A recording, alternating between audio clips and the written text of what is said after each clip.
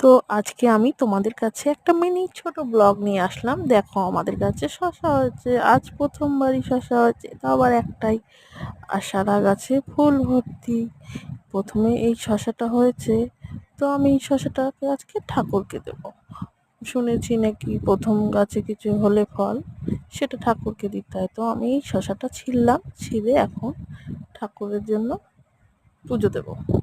তো চলো আমি এখন শসাটাকে ছিঁড়ে নিয়ে এখন যাব ঠাকুরকে দিতে। তো তার মধ্যে আবার একটা ফুল হয়েছে, সেই ফুলটাও দেব। তো এখন আমি শসার দেখো কত গুড়ি গুড়ি ফুল হয়েছে, সব ছোট ছোট ফুল, এখনো শসা হয়নি, এই প্রথমেই একটা শসা হয়েছে। তো সেটা নিয়ে আমি ঠাকুরকে দেবো। দেখো এটা আমি এখন ঠাকুরকে দিলাম। দেখো